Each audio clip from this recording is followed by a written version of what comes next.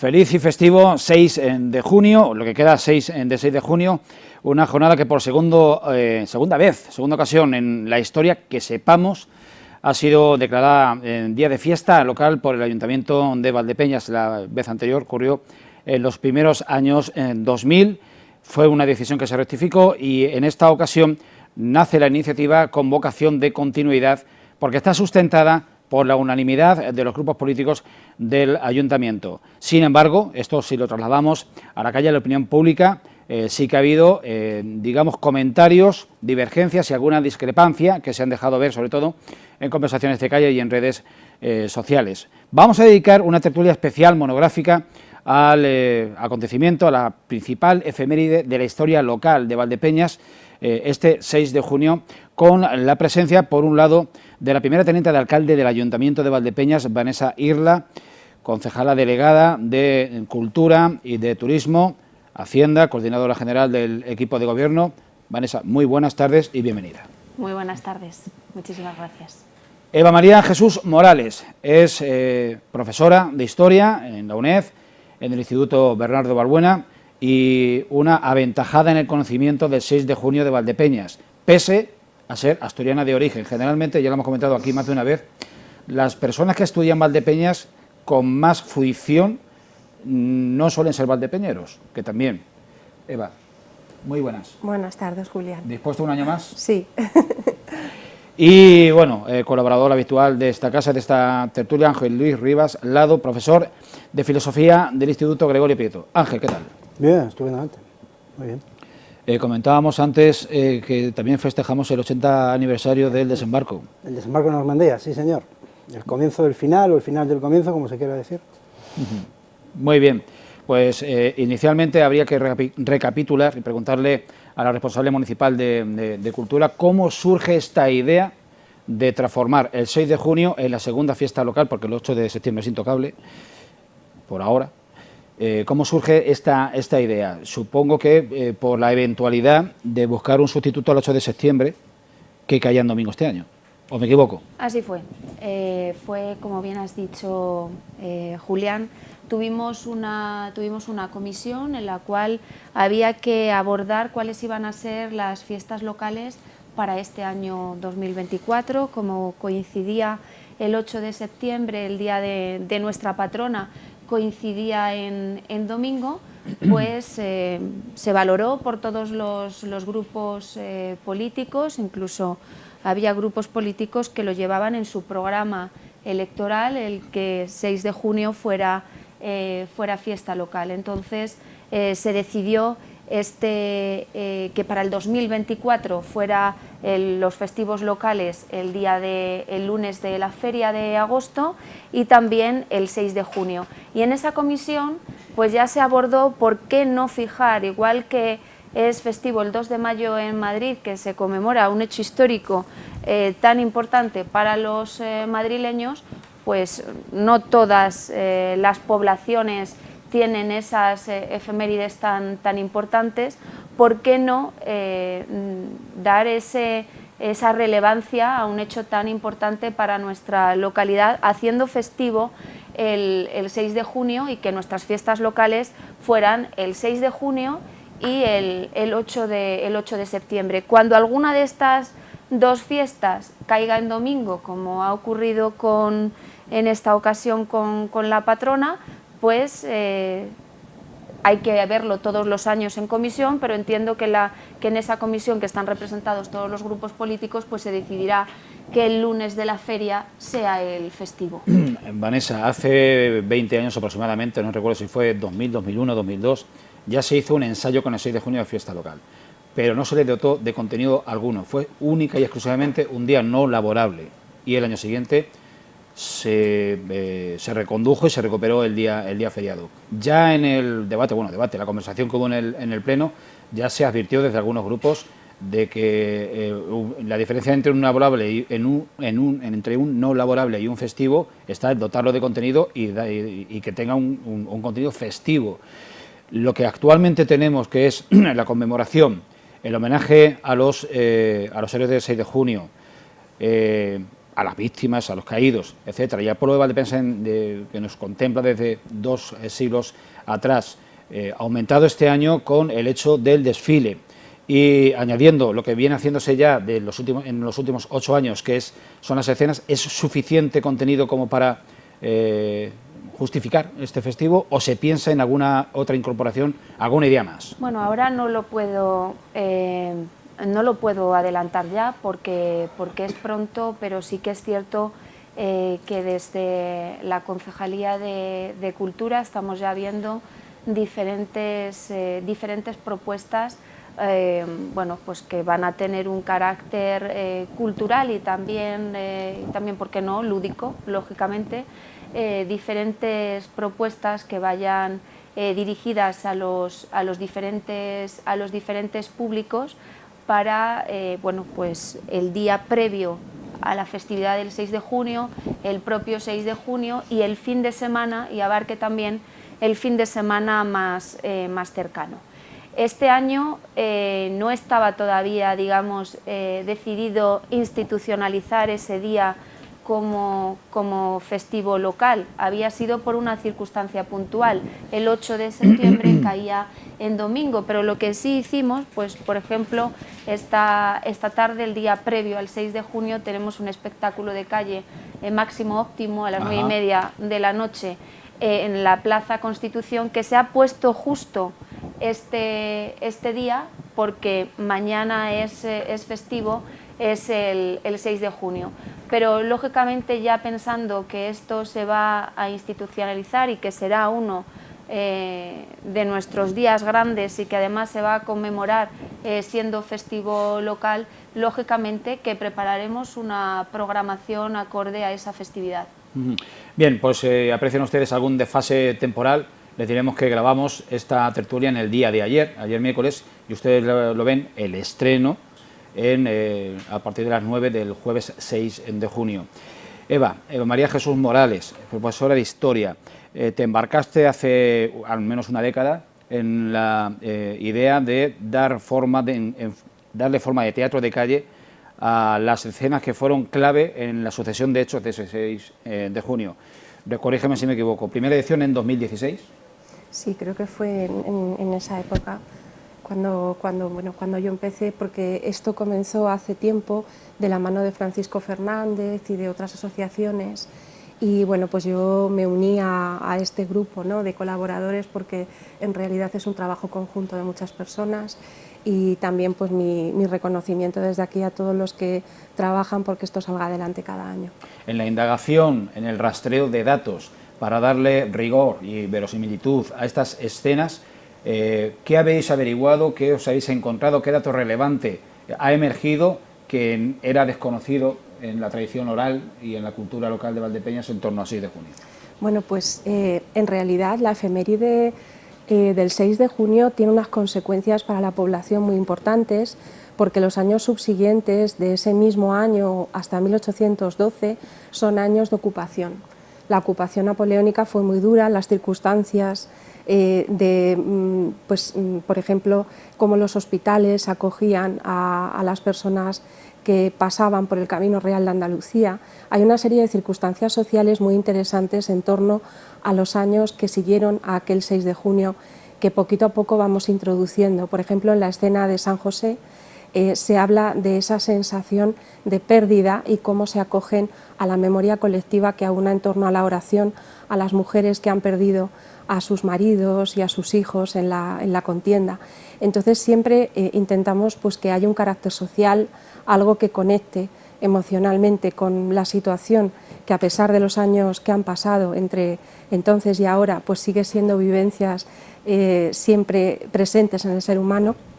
Y luego también cada año vamos indagando. Por ejemplo, este año es trabajo de archivo la última escena, porque vamos a introducir una conmemoración importante en torno a la Jura de la Constitución, a la Pepa Gaditana de 1812, y eso se hizo en Valdepeñas también, igual que en otras poblaciones de la provincia de La Mancha, y queremos darle el protagonismo a los alumnos de los centros educativos para que sean los que tomen en su fervor teatral y sentimental los valores de la soberanía nacional, de la libertad y de la justicia que van a estar presentes en esa escena de la Veracruz, del Auditorio Inés Ibáñez Braña. Esa ha sido la aportación de este año.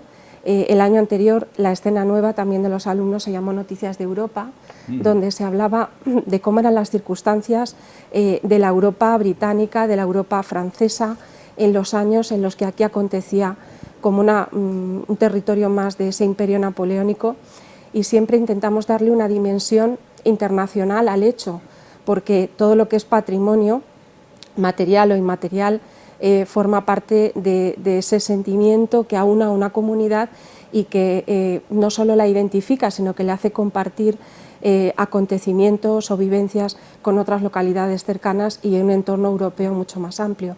Ya digo, este año la escena nueva es fruto de un estudio de archivo. Todo lo que en ella se describe está en un documento fechado en septiembre de 1812, y los chicos de 13 a 18 años van a ser los protagonistas de darle voz a dos escenarios que se aunan en la Veracruz. Uno, la plaza pública de Valdepeñas, donde en torno a un cuadro de Fernando VII vamos a utilizar la imagen que representa de El Goya, y por otro lado la imagen del retablo iluminado de la iglesia de la Orden Calatrava de la Asunción de Nuestra Señora. Van a ser dos momentos dentro de una misma escena, va a haber cambios dentro de esa escena, y ahí vamos a reflejar cómo se dio lectura a la Pepa, cómo esos artículos contienen esos valores que, ya digo, hacen suyos las jóvenes generaciones de Valdepeñas. Profesor Rivas, una efeméride transformada en fiesta local debe tener un potente componente educativo, didáctico. ¿Cómo abordar esta parte esencial del festivo local? Bueno, yo la semana pasada estaba en esta tertulia también y lo indiqué, ¿no? O vamos, intenté abrir camino por ahí en ese sentido, al menos para mí, a beneficio del inventario. A mí me parece claro que un día en el que se celebra un hecho cívico, un hecho de resistencia a un invasor, independientemente de que el invasor pues a lo mejor venía con los valores de la Ilustración, con los valores de la Revolución Francesa para bien o para mal, etcétera, etcétera, en todo caso es un invasor y al invasor hay que echarlo. Y es una respuesta cívica que yo creo que se puede perfectamente coordinar con actividades que sean, como decía Vanessa hace un rato, que sean a la vez atractivas y a la vez instructivas, ¿no? Como por ejemplo, yo qué sé, pues se pueden hacer, claro, como lo que decías tú, es un día festivo, no laborable, no sé qué, pero se puede hacer algún tipo de actividad medio académica, algún tipo de debate, algún tipo de charla, alguna conferencia sobre los hechos históricos que se están celebrando, etcétera, etcétera, por supuesto reconstrucciones y todo esto. Tengo que decir una cosa, estamos grabando el día 5, y entonces es mañana, efectivamente, como decía Julián hace un rato, es mañana cuando se celebra esto.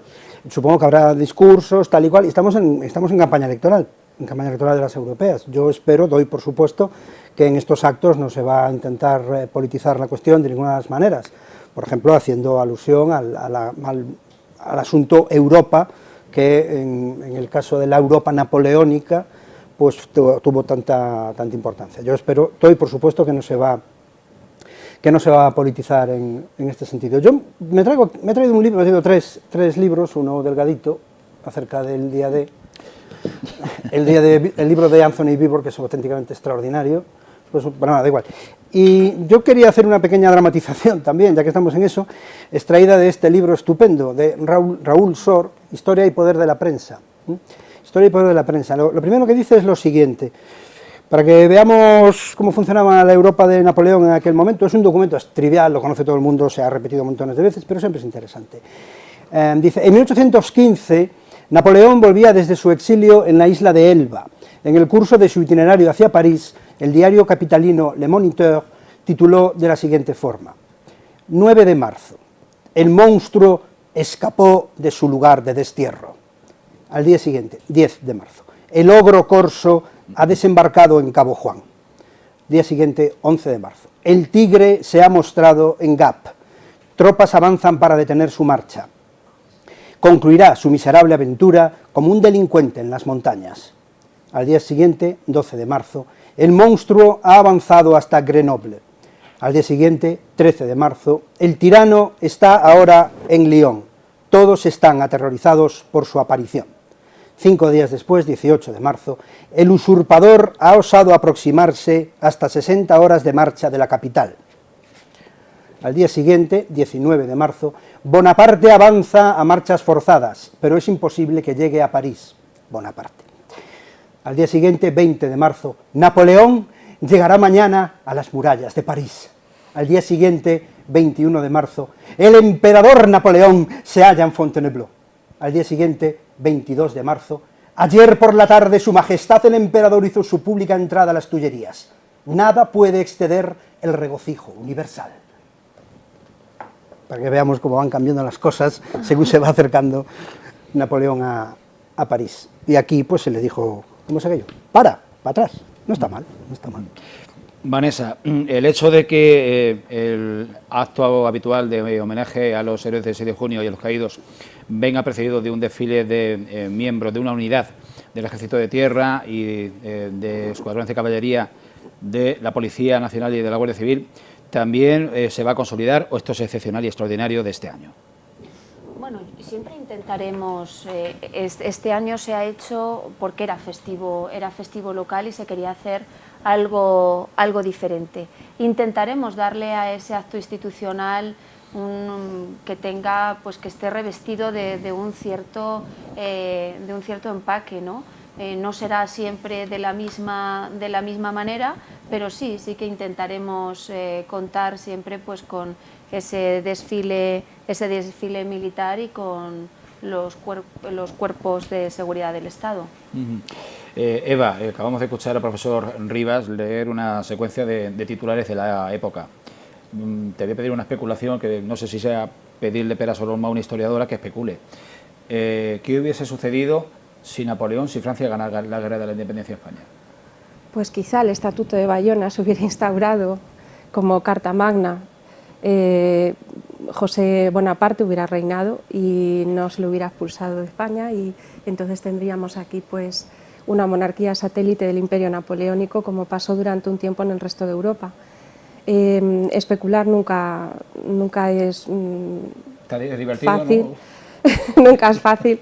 Lo que está claro es que estaba surgiendo en esos momentos en Cádiz un sentimiento nuevo, y quizá más tarde o más temprano, porque luego también vino el lapso de la restauración del absolutismo de Fernando VII, que eso el pueblo no lo conocía. Cuando va a jurar lealtad ante el cuadro de Goya, no sabe que vendrá después, que esa Constitución no va a sancionarse legalmente por la monarquía y va a ser abolida, ¿no? No conocían el futuro del texto constitucional. Nunca se sabe lo que hubiera pasado. Probablemente si el imperio hubiera continuado durante un tiempo más, quizá en algún otro lugar de Europa, como pasó en Rusia, o una coalición antinapoleónica que estaba formada por distintos países, hubiera acabado tarde o temprano con el imperio, porque era una amenaza a las monarquías europeas en ese momento. Luego vino la restauración en 1815, muy pronto, y eso fue nuevamente volver al antiguo régimen, al absolutismo, pero como digo, estaba surgiendo en Cádiz un sentimiento liberal muy interesante, que luego, a partir de las revoluciones de 1820, 30 y la propia primavera de los pueblos de 1848, va a ser la tónica general que va a dominar en todo el siglo XIX. Entonces, quizá pues, hubiera sido una antesala de ese liberalismo, porque el imperio napoleónico era un heredero de la Revolución Francesa en cuanto a los ideales. El Estatuto de Bayona lo plasma así, es la mentalidad ilustrada que acaba con el antiguo régimen en el siglo XIX, y eso pues, era un avance en ciertos aspectos, pero como bien dice el compañero, bajo la forma de una invasión, del saqueo y sentirse usurpado, ¿no? En su soberanía, pues nunca el pueblo acepta de buen grado, aunque sea un texto constitucional avanzado. Entonces quizá la vía no fue la más propicia a la conquista militar, porque el pueblo se defendió y defendió pues, su libertad. Y bueno, pues las circunstancias de Europa van a cambiar en muy pocos años, muy rápidamente, y ya digo, la tónica general, después de ese momento, de esos años de Fernando VII, del deseado en esos años de la independencia, va a ser el liberalismo. Sin ánimo de meternos en jardines o en zarzales, Valdepeñas reaccionó debido a que ya se había producido el levantamiento del 2 de mayo, pero tiempo antes el avance del ejército francés se había establecido y había arraigado en Manzanares, en la vecina Manzanares. Dos preguntas en una. ¿Por qué consiguieron hacerse fuertes en la vecina localidad? ¿Y qué localidades, qué pueblos próximos se sumaron en defensa del ataque a Valdepeñas? Bueno, aquí cuando llegan vecinos de las localidades cercanas, tenemos en los archivos parroquiales una relación de todas las personas que mueren el 6 de junio y son vecinos de distintos lugares, de todo el campo de Calatrava y de Montiel. El tema de Manzanares, había un hospital en el que se producen pues, acontecimientos violentos como son característicos de un periodo difícil, podríamos dejarlo así. No es el pueblo el que está a favor de tener ahí pues, el acuartelamiento, sino que son las circunstancias. También en Daimiel hubo un importante cuartel de los franceses, un acantonamiento en toda esa zona, y ya digo que a partir de 1808 en adelante, sobre todo en 1809-1810, la ocupación francesa va a ser efectiva, porque esa es la etapa triste, es la etapa de carestía, de emigración, que está documentada, toda la emigración que se produjo por la falta de recursos en esos años en los que había que pagar en víveres al ejército para su mantenimiento, y se iban abasteciendo sobre el terreno. Esos son los difíciles años de la ocupación. Y ya digo, en esas circunstancias, tanto el pueblo de Manzanares como el de Daimiel, como todos aquellos que tuvieron que tener en su urbanismo pues, alguna sede de lo que era el gobierno francés en la provincia, pues tuvieron que aceptar la situación, cuando no apoyarla, sino aceptarla. El apoyo a todas las localidades que se levantaron, pues la misma Santa Cruz de Mudela, un día antes, es importante, y cómo al mismo tiempo que se va generando la guerrilla, ahí está Chaleco, ahí está los húsares francos de Valdepeñas, que es un cuerpo, una partida de guerrilleros que tiene su origen aquí y que también aparece en la recreación, pues todos los pueblos sienten esa solidaridad. Yo pienso que es un momento en el que el sentimiento, como decía, de empatía con el sufrimiento ajeno forma parte de una realidad colectiva. Y ese es el sentimiento al que llamamos en estas escenas. Os pregunto a los tres, se propone, se sugiere desde determinados sectores, inclusive políticos, que el 6 de junio se transforme en un ejercicio de exaltación del patriotismo local. ¿Se puede caer en riesgo de ceder o de cruzar la línea de la estridencia? Vanessa, Ángel. Yo creo que lo que tenemos que hacer el 6 de junio es recordar de dónde vinimos, recordar qué fue lo que ocurrió.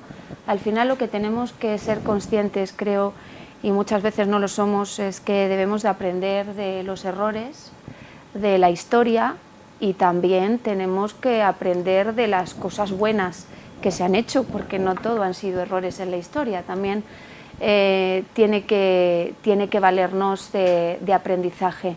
Yo creo que el 6 de junio es una fecha para que Valdepeñas, el pueblo de Valdepeñas, se sienta muy orgulloso. No hay nada, creo que puede haber pocas cosas peores a que a un pueblo le coarten su libertad, ¿no? Le quiten su libertad. Entonces, que hoy podamos recordar de la libertad de la que gozamos, de la que disfrutamos y de la que queremos seguir, lógicamente, gozando y disfrutando. Y yo creo que al final, aunque reconozcamos siempre simbólicamente a la Galana, a Chaleco, a otros personajes que se han quedado en la historia, ¿cuántas Galanas hubo ese día? ¿Cuántos chalecos hubo ese día? ¿Cuántas personas, no solo de Valdepeñas, sino, como muy bien ha dicho Eva, de otras localidades que no se lo pensaron y que dijeron, pues tenemos que salir a la calle, tenemos que parar esto, porque la libertad no solo la libertad nuestra, sino la libertad de quienes van a venir, está en juego, ¿no?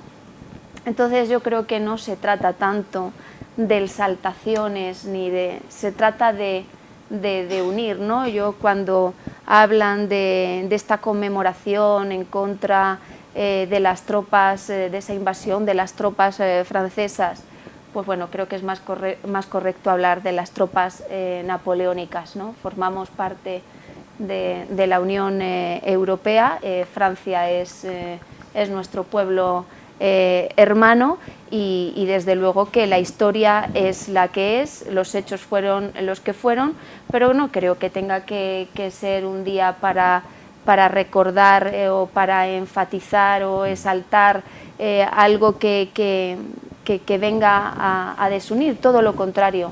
La unión es siempre lo importante y lo que no suma siempre resta. Ángel.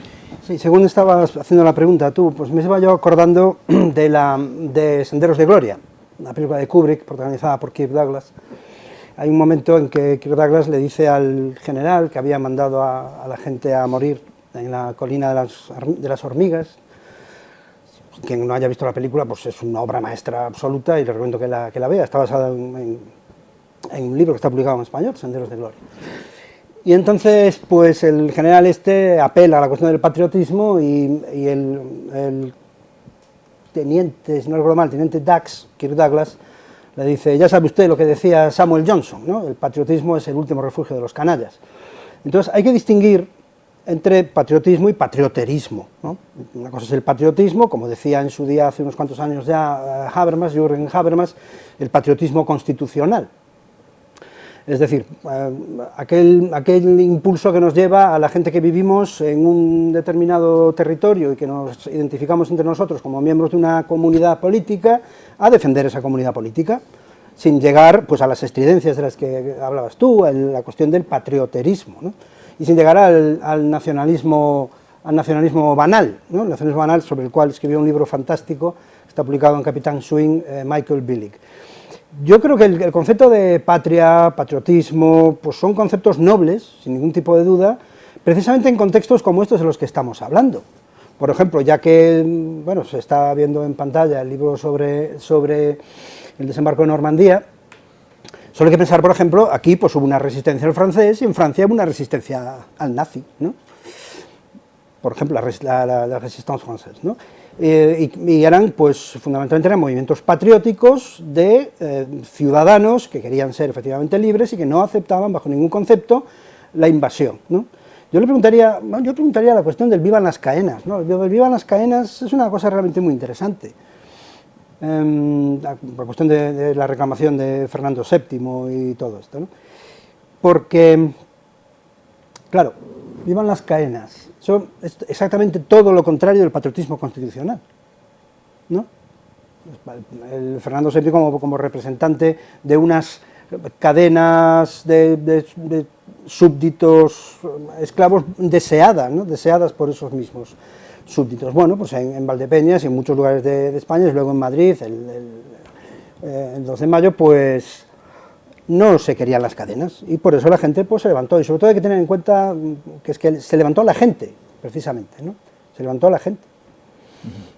Bien, Eva, me gustaría comentarte, profundizar un poco en los datos del 6 de junio de lo que fue y se pueda conocer esa jornada en Valdepeñas. Por un lado, se conoce con cierta aproximación a la realidad cuántas víctimas hubo, qué parte del municipio padeció el asedio, en qué proporción, qué tipo de daños se produjeron, cómo fue el día después y sobre todo, te pregunto, cuántas leyendas o fake históricas han prosperado como reales, si conoces alguna. Vale. Bueno, el tema de las víctimas siempre es algo que según el punto de vista ya desde las crónicas medievales, según se hablara un bando u otro va a cambiar, entonces ese es un punto, el de los números, en el que siempre se engrosan el de los vencedores y siempre pues se hace menor el de los vencidos, ¿no? Entonces es difícil porque en todo lo que es tenemos cronistas que vienen del siglo XIX que nos hablan pues de una aproximación a las víctimas de ambos bandos, pero quizá no se ha aproximado a lo que era la realidad. Lo que está claro es que Valdepeñas sufrió un incendio, sí hubo una catástrofe importante en la población. En todo lo que es la calle 6 de Junio, que fue por donde entraron las tropas, los dragones imperiales del ejército de Lillebelé, sí que entraban los dragones, que era un cuerpo a caballo, era la caballería con las bayonetas, y era parecido siempre, cuando hacemos la recreación, siempre tengo en mente el cuadro de la carga de los mamelucos, cuando están en Madrid, y ese cuerpo que venía a caballo, que venían de Egipto, que estaba a las órdenes de Napoleón, y que están los paisanos desde el suelo con las armas blancas intentando defenderse con los recursos. Pues es parecido a lo que sucede en la escena de San José, de la capilla, cuando tensan esas maromas y están llamando las campanas a rebato porque vienen los franceses, viene el ejército de Lillebelé, viene el ejército napoleónico. Entonces sí que hubo en todas las calles aledañas a la calle 6 de Junio, hubo un destrozo importante. Las gavilleras de las casas se incendiaron, las personas se refugiaban en las cuevas, eso sí que está también constatado, porque las cuevas eran una realidad de todas las casas de labor que había en esa calle ancha, que existía ya pues, esa prolongación del urbanismo de Valdepeñas en el siglo XVIII, es la parte donde se extiende la edad moderna de Valdepeñas, va a llegar hasta esta calle y luego ya en dirección al Paseo de la Estación en el siglo XIX. Por tanto, tenía que haber un urbanismo de casas con cueva donde se refugió la población y casas de labor de tapial donde había gavilleras que se incendiaron. Benito Pérez Galdós, en los episodios nacionales, en el libro dedicado a Bailén, nos habla de una descripción de cómo los viajeros, conforme se iban acercando a Valdepeñas, veían un humo que desprendía a la población y cómo la masacre tuvo que ser bastante importante, con bajas, como digo, en ambos bandos, dentro de la desproporción en armamento que tenía el ejército a caballo de los dragones y el pueblo, ¿no? El pueblo que tenía pues, los utensilios de labranza y lo que tenía a mano, ya digo, como el 2 de mayo de Madrid, un poco la representación de Francisco de Goya. Y luego las leyendas. Bueno, es interesante porque todo tiene un eco de realidad. Cuando hay, aunque sea un pequeño resquicio en la prensa, como sucede en el caso de la Fraila, que es una de las leyendas que hemos rescatado, se ha rescatado de la prensa. La Galana sí es un personaje histórico, igual que Francisco Abad es un personaje histórico, pero la Fraila se ha incorporado a las escenas porque se va forjando ese relato en torno a la pérdida de un hijo en esas emboscadas de la guerrilla contra el ejército imperial, y se va hablando de la ermita de Consolación, del incendio de Consolación, y se va generando un doble discurso en torno a... rescatando la prensa histórica, prensa del siglo XIX, se ve la referencia a la Fraila. Entonces, hemos querido introducir la escena de la Fraila por la parte patrimonial que tiene, en la medida en que la prensa se hace eco de algo que se estaba transmitiendo de generación en generación, y aunque en lo que son las leyendas nunca, como en el caso de otros testimonios que sí que están documentados archivísticamente, no es este caso, pero sí hay un deseo de preservar un mito, y eso forma parte de ese patrimonio colectivo que se va forjando probablemente desde de los años subsiguientes a 1808, y que a finales del siglo XIX está fraguado para que en la primera conmemoración, en la que el cronista Eusebio Vasco en 1908 pronuncia su ocupación e incendio de Valdepeñas, ahí es donde ya se recogen estos personajes. Por tanto, lo que tenemos es una evidencia de que a lo largo de todo el siglo XIX se va fraguando el mito, se va fraguando la importancia de transmitir la efeméride, y eso es lo que como historiador nos permite ir rescatando pequeños elementos de la realidad, aunque no la realidad al completo, pero ir dotándola de sentido, siempre con las reservas que tiene, pues que algunas son más de carácter legendario y no documental, y otras sí que están documentadas, pero todo forma parte de un deseo de perpetuar un legado, y eso es lo que hace patrimonio, el deseo de una comunidad por mantener la memoria colectiva. Por tanto, hay que darle a cada escena el valor que durante un siglo se han preocupado de darle, igual que la escena de las Campechas, que tiene una base literaria. O sea, hay que darle un valor a todos los elementos que han llegado a nosotros, porque son los que han construido nuestra memoria, y por eso están ahí, porque creo que tiene importancia que se preserven. Yo, si me permites, Julián, al hilo de lo que comenta Eva, creo que es muy importante el dejar y el mantener ese legado, y que se pueda mantener y se pueda preservar para las generaciones futuras. Y creo que las escenas, esa representación de las escenas del 6 de junio pueden dar cuenta de cómo fueron esos hechos. Y como bien decía Ángel, dicen, las actividades no pueden ser solo lúdicas o festivas, tiene que también tener un trasfondo y tener un contenido educativo. Y creo que de alguna manera las escenas del 6 de junio lo tienen ese contenido educativo o de transmisión de esa información, pero además lo tienen de hecho de una manera muy atractiva, ¿no? Con esa representación que se hace por parte de todos los voluntarios, y que no solo tiene como objetivo dar a conocer esta gesta heroica, cómo se sucedieron los hechos, sino mantener también ese patrimonio, porque nuestra historia forma parte, es nuestra identidad, y tenemos que mantenerla y tenemos que preservarla. Y lógicamente pues también tiene esa parte de que pueda resultar atractivo, ¿no? De alguna manera quizá una conferencia sea lo más interesante, y recojo el guante, Ángel, realizar conferencias relacionadas con el 6 de junio, quizá no solo divulgativas para el público en general, sino también pensadas también para los centros educativos, ¿no? Para los institutos. Creo que puede ser interesante. Pero al final el éxito que creo que tienen estas escenas del 6 de junio, que lo tiene, que es una actividad que está ya muy consolidada y que acude muchísima gente, pues que al final es una manera fácil, digamos, es una manera entretenida, es una manera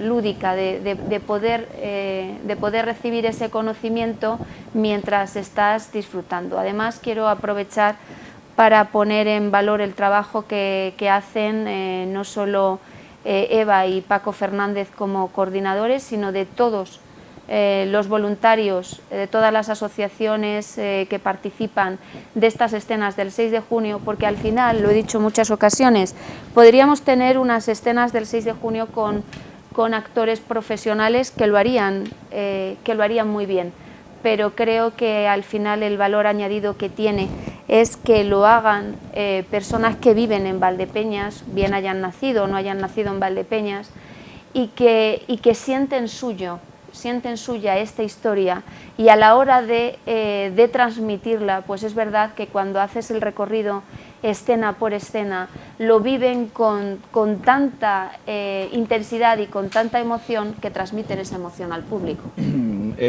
Hablamos de sábado, día 8 de junio, a partir de las 21 horas, 7 escenas en calle 6 de junio y una en el auditorio de la... Sí, en total, sí. 6 y una en la calle. 6 más una a partir de las 9. Aproximadamente serán, calculamos por la experiencia de años anteriores, unos 10 pases.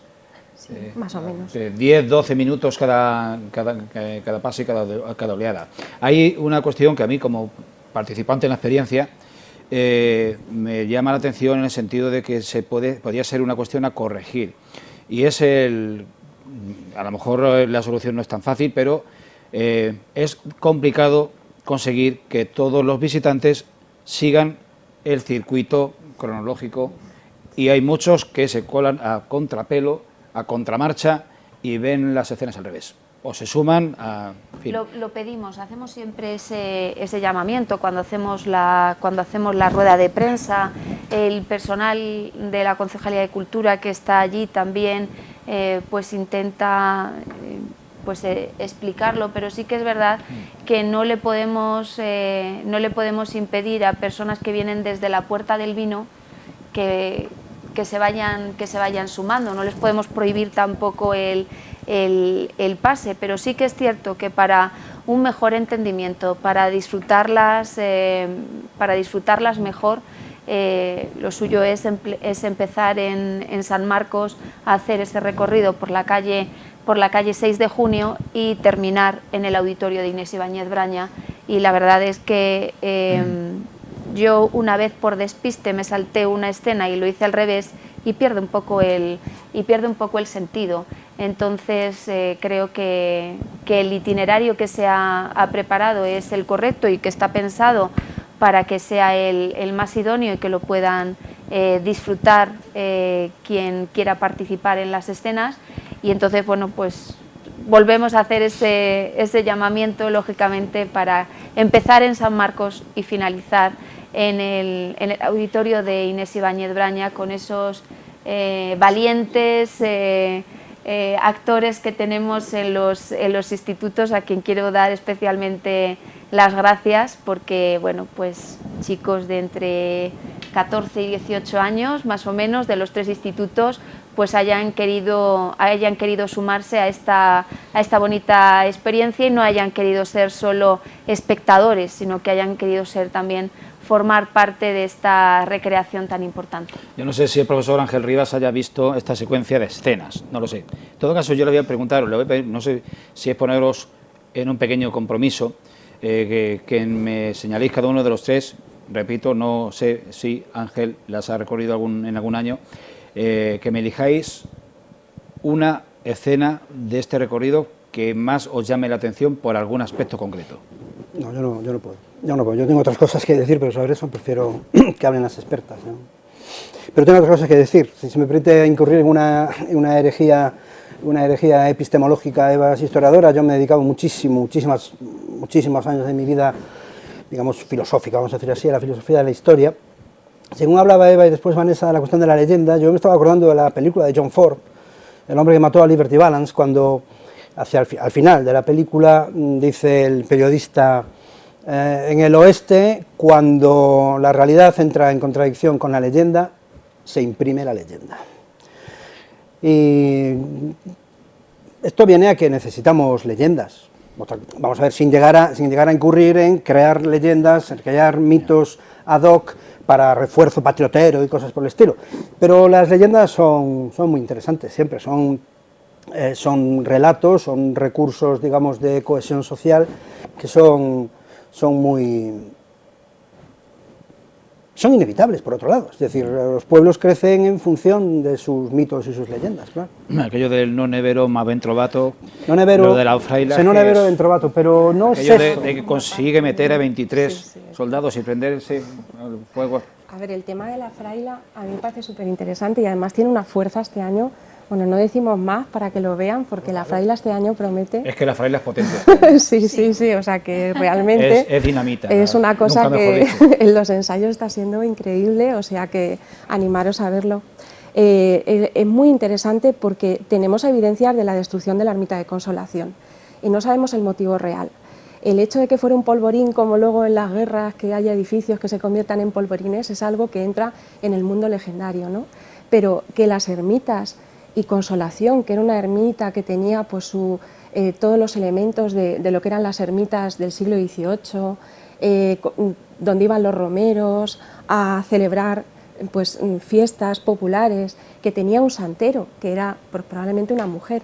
O sea, hay elementos que se pueden ir rescatando de toda esa leyenda y que se pudo ir forjando con el paso del tiempo. Pero es lo que nos permite también ir entendiendo cómo funcionaba la sociedad del momento. Te va dando pequeños resquicios de un puzzle que puedes ir formando con todas las salvedades de la imaginación que adorna esos relatos, que además es el relato romántico, porque el siglo XIX va adornado de romanticismo, de destrucción, de ruina. Las pinturas, por ejemplo, que tenemos en el Museo de los Molinos, donde está la ermita de Consolación, eso es la ruina romántica, ¿no? La importancia de la arquitectura y del paisaje y cómo transmite un sentimiento. O sea, lo que nos está transmitiendo esa leyenda es el sentir de finales del siglo XIX en Valdepeñas. Y eso tiene un valor, como digo, patrimonial, que sobrepasa la veracidad de algunos aspectos del relato, ¿no? Y por eso yo pienso que es interesante. Antes me permití una herejía, y si me permites una broma, tenéis que poneros en contacto con Ridley Scott, que parece ser que está intentando convertir la película malísima en una serie, y supongo que igual puede aparecer por aquí para firmar aquí 4 o 5 escenas. No estaría mal, dicho sea de paso. No estaría mal. Vanessa, Eva, os habéis seguro dado cuenta, bueno, es evidente, que en el itinerario de las escenas hay varias casas que son, si no de la época, les falta muy poco. Sí, sí. En la que sale al balcón la Galana, esa casa la hemos visitado, y es que es un escenario natural que invita a hacer otra especie de itinerario interior dentro de una casa que podía ser perfectamente de principio del siglo XIX. Sí, sí. Y hay varias más en un estado de abandono muy avanzado, ruinoso. Además es que cada asociación y cada grupo participante ha escogido un poco la ubicación que más adaptaba pues al contenido de la escena, y siempre se ha intentado que sean en fachadas que tienen un revestimiento, como digo yo, de una época. Eso puede ser perfectamente de finales de la Edad Moderna, lo que hay ahí en esa calle, y que todas tenían su cueva, su patio de labor, que el tipo de paramentos que tienen y la configuración de la propia estructura de esas viviendas, ¿no? Nos habla de una época que ese es el poder evocador no solo del relato y de la palabra, ahora que estamos viendo la escena de la Galana, sino también cómo Valdepeñas arropa con su arquitectura, con su urbanismo, con la resemblanza de un momento pasado que sigue presente cuando se le da vida, con esos colores iluminados de la noche del sábado, y cómo esa conjunción entre palabra, arquitectura, relato e historia transmitida y espectáculo y didáctica hace que esto sea un éxito año tras año, y sobre todo que tenga un valor para mí muy importante, que es el de la memoria colectiva. Es importante porque forma comunidad, cuando la gente se siente identificada con su historia, y todos tenemos una parte importante en ese papel. Desde cuando se hablaba de los chicos que se quieren enrolar desde la secundaria y empiezan a ver en el teatro la capacidad expresiva de unas emociones y la capacidad para transmitir, como en el caso de la Constitución del 12, un hecho inédito. Lo que vamos a hablar en el auditorio es la jura de la Constitución tal cual se presenció en Valdepeñas en 1812, el 8 de septiembre de 1812, con todos los elementos de una fiesta que hubo en Valdepeñas, una ciudad iluminada, esperando la llegada de la jura a la lealtad constitucional de la Pepa, que era importantísimo en esos años. Y, como digo, forma parte de todo un conjunto que para mí es patrimonio. Entonces, yo pienso que es algo digno de mantener, de poner en valor, de conservar, y de la idea de que cada una de las asociaciones pone su granito de arena, yo diría más que su granito de arena, pone su entusiasmo, pone su ilusión, pone el querer repetir, y cuando llega este año estar ilusionado con que estamos nuevamente en las escenas. Yo estaba por la calle esta mañana y oía a la gente y preguntaban, ¿se van a hacer este año? O sea, la gente está esperando realmente que las escenas... Creo que pueden ser 1.500, 2.000 personas, sí, fácilmente, las que... Porque la primera avalancha, los voluntarios se ven negros para hacerse escuchar. Sí, por la gran aglomeración de público que puede haber, pases por cada grupo de espectadores viendo una escena, claro, tenemos que pensar en 6 escenas sucesivas y cada cual con su público acaeciendo prácticamente al mismo tiempo, al unísono. Entonces, al final de los 10 pases aproximadamente, 10, 12, fácilmente el total puede irse a más de 2.000 personas. Mucha gente. Y mucha gente que repite de un año a otro. Vamos a ir acabando, Vanessa, ¿algún apunte final? Bueno, pues no quiero eludir tampoco la pregunta que sí, se había quedado en el tintero ya. La pregunta que nos hacías, ¿no? De cuál es nuestra escena... ¿O cuál señalarías por una causa concreta? ¿Cuál señalaríamos? Bueno, esta pregunta me la hacen todos los años, ¿no? ¿Cuál es tu escena favorita o cuál destacarías? Siempre contesto lo mismo. Esto es como decirle a un niño a quién quieres más, a papá o a mamá, ¿no? Pues todas tienen su parte de emoción y es verdad que es pasar escena por escena y se te va erizando el vello porque, como digo, transmiten esa emoción. Siempre digo lo mismo, la escena que más me gusta cada año es la que tengo por descubrir, la que cada año es nueva. Este año mi escena favorita seguro que va a ser la nueva, que es la de la Jura de la Pepa, porque es la que desconozco y la que estoy segura que como todas las demás, pues va a ser la que pues capte nuestra atención por la novedad. Pero como digo, todas desde su inicio en la plaza de San Marcos, todas son a destacar, ya solo por el empeño y por la implicación que le ponen todas las personas que participan. Reiterar el agradecimiento a todos los que hacéis posible estas escenas del 6 de junio, animar a que contemos con más voluntarios para el año que viene, porque queremos ir creciendo también en número de escenas, porque contamos con personas como Eva y como Paco, que están dispuestos a dotarlas de más contenido, que no se trata solo de la cantidad, sino se trata principalmente de la calidad, pero necesitamos más colaboradores para poder continuar recreando nuestra historia del 6 de junio. Pues vamos ya, sin más dilación, a escuchar el epílogo del profesor Rivas Lado. Sí, bueno, quiero recordar, insistir una vez más, ya que está aquí, que el día 6 de junio de 1944 se puso en marcha la Operación Overlord, la operación del desembarco de Normandía, con la cual se puede decir que empieza el final de la Segunda Guerra Mundial y la derrota de Hitler. Y claro, en Normandía, en las playas de Normandía, pues todos lo conocemos por libros, por películas, El día más largo, El salvar al soldado Ryan. Mi escena favorita, posiblemente la grúa que se va acercando, la cámara que se va acercando al penúltimo Ryan muerto, tirado entre el agua y la arena, después de una primera media hora de película impresionante.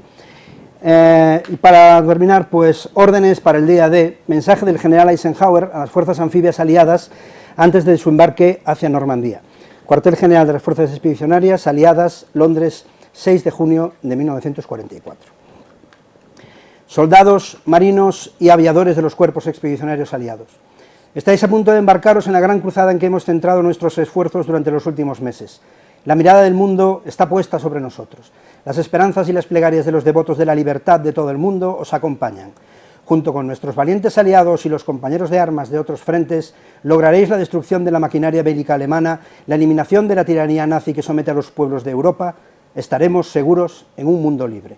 Vuestro cometido no será fácil. El enemigo está muy bien preparado y equipado y es diestro en el combate.